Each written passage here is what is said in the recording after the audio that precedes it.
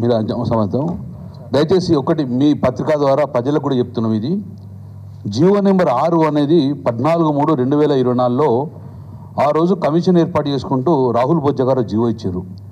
ఇందులో మీరు క్లియర్గా ఉన్నది అందులో ఏమన్నంటే 21/10/2023 నాడు పిల్లర్లు కుంగిపోయిన మేడిగడ్డ బ్యారేజ్లో అని చెప్పి క్లియర్గా రివర్ బెడ్లో పిల్లలు కుంగిపోయినాయి అని చెప్పేసి రాసింది. కానీ ఎక్కడ కూడా బ్రిడ్జ్ బ్యారేజ్ కూలిపోయినట్టు కానీ ఎక్కడో లేదు.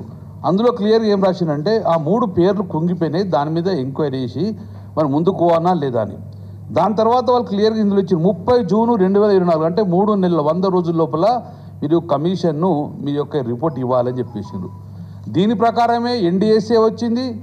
ఆ ఎన్డీఎస్ఏ క్లియర్ చేసింది బ్యారేజ్ సేఫ్ ఉన్నది, రిపేర్ చేస్తే నీళ్లు స్టోరేజ్ చేసుకోవచ్చు అని చెప్పి క్లియర్గా ఎన్డీఎస్ఏ రిపోర్ట్ కూడా ఇవ్వడం జరిగింది.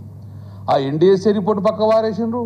ఈయన 100 రోజులు ఇస్తాన కమిషన్ 100 కాదు నువ్వు సంవత్సరం ఎక్స్టెండ్ చేసుకుంటావో లాస్ట్ కూడా వీళ్ళ 3 పేర్లు లేకుండా ఎట్లిస్తావా కమిషన్ అని చెప్పేసి వీళ్ళ 3 పేర్లు ఇరికించడానికి ఈరోజు కావాల్సుకుని కుట్ర పెట్టుకొని ఈరోజు నిన్న 19వ తారీఖు నాడు జీవో ఎక్స్టెన్షన్ ఇచ్చుకుంటూ 19 నాడు 20 నాడు లీక్ ఇచ్చేసారు. 20 తారీఖు నాడు నోటీసు ముట్టకముందే నోటీస్ ఇచ్చే అంటే ఇలా పైశాచిక ఆనందం పెట్టుకొని తెలంగాణ రాష్ట్రం సంపదన పెంచిన కాళేశ్వరం ప్రాజెక్టు మీద విషయం జిమ్మట్లో భాగం కాబట్టి దయచేసి తెలంగాణ సమాజం మొత్తం కూడా ఈ కుట్రను కాంగ్రెస్ పార్టీ రాకముందు ఎంత ఎడారిపందంగా ఉన్నదో కాంగ్రెస్ పార్టీ మళ్ళీ వచ్చినాక అదే ఎడారిపందంగా మలిచిన ఘనత కాంగ్రెస్ పార్టీ కాబట్టి ఈ కుట్రను బహిర్గతం చేయాల్సిన అవసరం ఉంది. డెఫినెట్ ఈ కుట్ర ప్రజలకు తెలవాలి. ఇది కేసీఆర్ గారి మీద కుట్ర పన్నీరు విషం జిమ్ముతున్న భాగంగా అని చెప్పేసి పత్రికల ద్వారా ప్రజలకు చెప్పడం జరుగుతుంది. మళ్ళీ చెప్తున్నాం, తెలంగాణ సమాజం మొత్తం కేసీఆర్కి అండగా ఉంటుంది. కేసీఆర్కు స్ట్రెంతే తెలంగాణ సమాజం కాబట్టి ఇలాంటి ప్రేరేపణలు బంద్ చేసుకోండి. కేసీఆర్ వ్యక్తి కాదు శక్తి సమాజం కాబట్టి ఇటువంటి ప్రేరేపణలు బంద్ చేయండి. కేసీఆర్ గారు నోటీసులు ఇస్తే అది మీ మీద మూవటట్టుగా మేము భావిస్తున్నాం. మాకు జూన్ 5వ తారీఖు వరకు సమయం ఇచ్చిండ్రు. మేము కూడా ఇంటర్నల్గా మాట్లాడుకుంటాము. డెఫినెట్గా అడ్వకేట్స్ తోటి జ్యుడిషియల్గా మేము మాట్లాడుకున్న తర్వాత డెఫినెట్ నిర్ణయం తీసుకుంటాను. కేసీఆర్ గారు డైరెక్ట్ బయట చెప్పేస్తారు. నిన్ననే జరిగింది కాబట్టి అందరితో మేధావులతో మాట్లాడుకోవాలి, మెంటల్లో మాట్లాడుకోవాలి, న్యాయ సలహాలు తీసుకోవాలి. తీసుకున్నాక డెఫినెట్గా కంక్లూజన్ మీకు చెప్పేది జరుగుతుంది.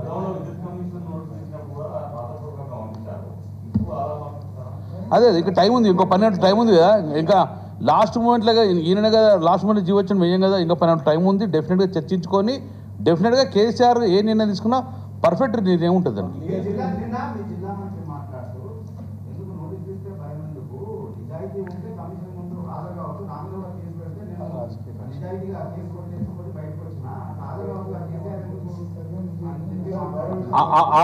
ఆ రోజు కూడా మంత్రి గారు యాంటిసిపేట్ బెయిల్ మీద ఉన్నాడు, అటెండ్ కాలే యాంటిసిపేట్ బెయిల్ మీద ఉన్నాడు. మీరు ఆ రోజు మీరు అన్నారుగా ఆ మంత్రి గారు తన ఇంట్లో ఏదో ఇష్యూ కానీ ఉన్నప్పుడు తన చక్కగా అరెస్ట్ కాలే, తక్కువ తీసుకోలే, యాంటిసిపేట్ బెయిల్ తీసుకున్నాడు పోలే. కాబట్టి మేము గుర్తుపెట్టుకోరు, కేసీఆర్ అంటోడు భయపడేటోడు కాదు. భయపడేటోడు ఉంటే ఇట్టే ఆ రోజు కేంద్ర ప్రభుత్వము రాష్ట్ర ప్రభుత్వం ప్రెజర్ చేస్తే తెలంగాణ రాష్ట్రం సాధించేటోడు కాడు.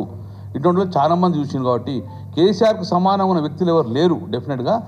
అయినా ఇంకోటి ఈరోజు కేసీఆర్ గారు కాళేశ్వరం ప్రాజెక్ట్ కట్టింది ఎవరి కోసము? తెలంగాణ ఎడారైతులను కట్టినప్పుడు కాబట్టి తెలంగాణ సమాజం కోసం కట్టింది కాబట్టి డెఫినెట్గా రేపు పొద్దున ఆ 70 లక్షల మంది రైతులు ఎవరైతే ఇప్పుడు రేవంత్ రెడ్డి తిడుతుండ్రో వాళ్ళందరికీ కూడా ఈరోజు అన్నం పెట్టిన ఘనత కాళేశ్వరం కాబట్టి ఆ కాళేశ్వరం కట్టింది కేసీఆర్ కాబట్టి ఈరోజు కేసీఆర్ వెంబడే ఉంటారు రైతులందరూ.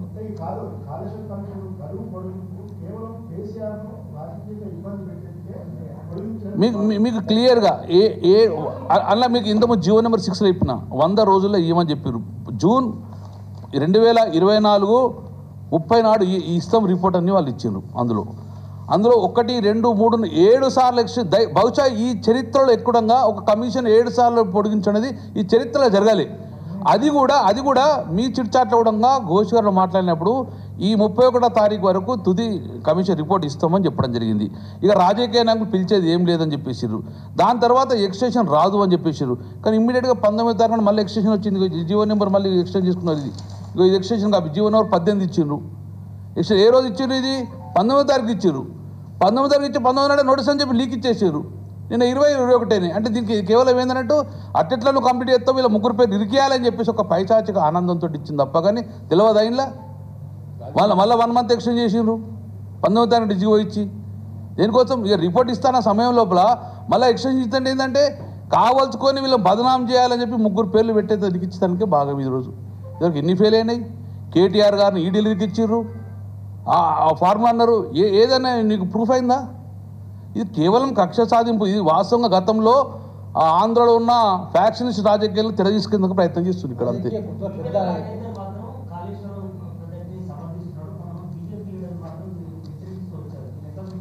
కాళేశ్వరం ఎవరు ఈటలందరూ ఏమన్నారు? తెలంగాణ గడ్డ మీద ఉన్న ప్రతి తెలంగాణ బిడ్డ సమర్థిస్తారు. కాళేశ్వరం ప్రాజెక్ట్ రాకముందు మేము 5 కిలోమీటర్ల దూరం పోయి కాడు అడుకొని నీళ్ళు తీసుకొచ్చే పరిస్థితి వచ్చింది. మళ్ళీ తెలంగాణ ప్రభుత్వం కరీంనగర్ ఎల్ఎండి ఎండిపోయింది, 5 రోజుల కోసం నీళ్ళు వస్తున్నాయి. కేసీఆర్ గారు ప్రభుత్వాలు ఉన్నప్పుడు 24 గంటల నీళ్ళు కరీంనగర్కి ఇచ్చినాం. ఇదే కేటీఆర్ గారు వచ్చి ఓపెన్ చేసిండ్రు. ప్రతిరోజు ఎల్ఎండి నుంచి నీళ్ళు ఇచ్చినాం. మిడ్మానర్ ఎండిపోయింది, ఇప్పుడు ఎల్ఎండి ఎండిపోయింది, 5 రోజుల కోసం నీళ్ళు ఇచ్చిండ్రు. కేసీఆర్ గారి గవర్నమెంట్ రాకముందు పరిస్థితి, మళ్ళీ కేసీఆర్ గవర్నమెంట్ అయిన తర్వాత మళ్ళీ సేమ్ రిపీట్ అవుతుంది. ఎల్ఎండి ఎండిపోయింది, మిడ్మానర్ ఎండిపోయింది, కాళేశ్వరం ఎండిపోయింది. కాళేశ్వరం ఇది తెలియదా? ఈ నీళ్ళు కిందికి పోవాలి, ఆంధ్రకు పోవాలంటే ఇది కుట్రా.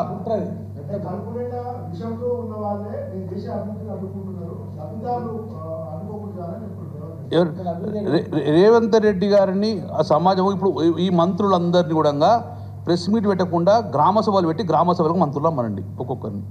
మేము చేసే నీళ్ళ సబబా కాదని చెప్పేసి ఈ కాళేశ్వరం నోటీస్ ఇచ్చిన కేసీఆర్ న్యాయమా కాదామని చెప్పి గ్రామ సభలు పెట్టండి. రేషన్ కార్డు ఇచ్చినామని చెప్పండి. ఇందులో మిల్లి గ్రామ సభ పెట్టమని గ్రామ సభకు రారెవరు. ఇక్కడనే 10 మంది మూకుమ్మడిగా మంత్రులు పోవాలి, ప్రెస్ మీట్ రావాలి, వాళ్ళకి కనిపెట్టుకొని. మేము పోలే. రేపు మా ప్రభుత్వం అయిన విధంగా గ్రామ సభలు ప్రజలు చెప్పినాం, వాళ్ళు ఆశీర్వదించుకున్నాం. ఇప్పుడు గ్రామ సభలు పెట్టి గ్రామ ప్రజల దగ్గర పోయే అవకాశం ఉందా వీళ్ళది? అడుగుతారా?